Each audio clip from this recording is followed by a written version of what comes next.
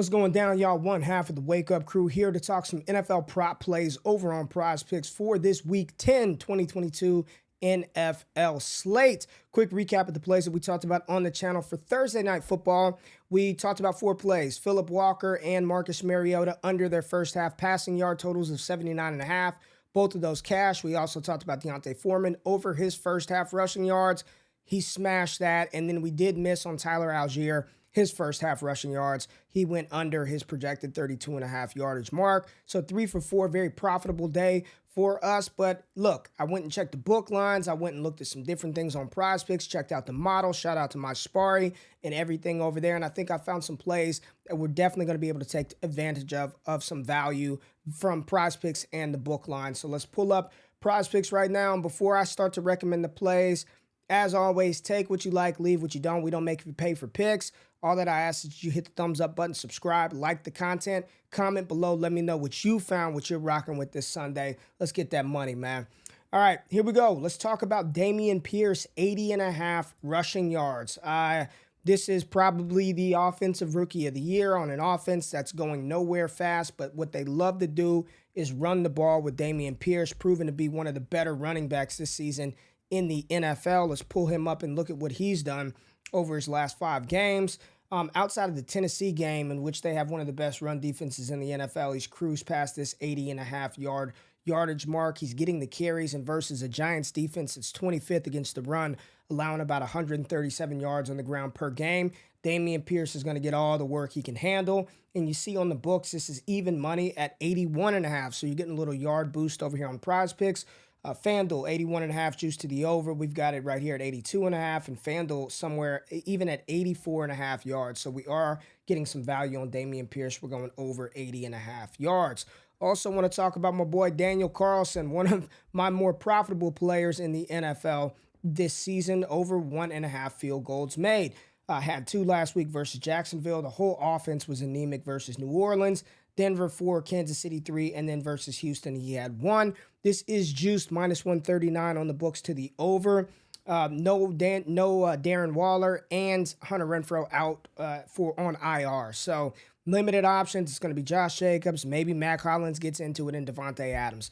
Indy is a team. I don't know what they're doing with Jeff Saturday at the head coach, but this is a team, the Raiders, who can get in the red zone with ease and not punch it in. Daniel Carlson can boom one in from 40, 50 yards. So it just gives him more opportunity to kick those field goals. I like him to go over 1.5 field goals in that matchup. Let's go out to Denver and talk about the number 1 wide receiver, Jerry Judy.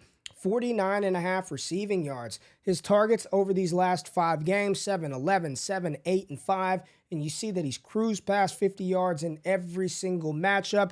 He's getting a Tennessee team that's down their best defensive player in Jeffrey Simmons and about 3 other additional defenders that are going to be out for the Titans in this matchup. They do get Ryan Tannehill back, so hopefully they can, move the ball, keep this close. Jerry Judy getting in the action. And if we go just look at some of his pricing across various books, we'll see that we're still getting some edge on Jerry Judy, some value as well on Prize Picks. Here it is. Juice to the over at 50.5, minus 130 on points bets, 51.5 on DK, 52.5 on FanDuel, up to 53.5 yards for Jerry Judy. We're getting it for 49.5. Lock it in. He's the number 1 receiver, number 1 target for Russell Wilson. But my favorite play on the slate this weekend is Tua Tagovailoa, the quarterback from Miami, to go over 265.5 passing yards.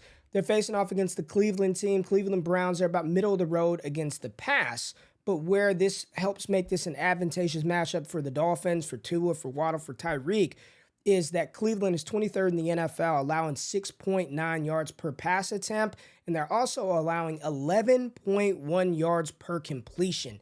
Every time a quarterback's completing a damn pass, 11.1 per completion, this just spells trouble for the Cleveland secondary because they've got to deal with Tyreek Hill and Jalen Waddle. And if we just take a look at Waddle's line, I like Tyreek at 90.5. I love Jalen Waddle at 70.5. If you want to pair them with Tua, I think you can go right on ahead and do that as well. Not going to recommend him as a core play because I mix and match 4, and then I kind of play some different things with some others. But I love Jalen Waddle at 70.5, and hell, I even like Tyreek Hill. But in this matchup, you're seeing Tua. Look at where his pricing is. This is incredible. Like either we missed a memo or something is significantly off. But right here, I mean, we're seeing 280.5. DraftKings 280.5 juice to the over. FanDuel 281.5 yards. And then PointsBet 285.5 juice to the under. But to get almost 20 yards of value over here on PrizePicks, sign me up. Tua is my top play that I've found on PrizePicks versus some book lines. I like the matchup for him. I like his weapons. Like how he's playing like an MVP. So there go the 4 core plays. Tua over 265.5. Jerry Judy over 49.5. Daniel Carlson over 1.5 field goals made. And Damien Pierce over 80.5 rushing yards. As always, like I said, we don't make you pay for picks. I ask that you just hit the thumbs up button, subscribe, like, comment below. Let me know what you're rocking with on this Sunday. As always, if you tail, give PrizePicks hell. And if we fail, don't bail, baby. We'll be back. NBA, NFL, college football picks, all that good stuff. Y'all enjoy football. I'm out of this thing. Peace.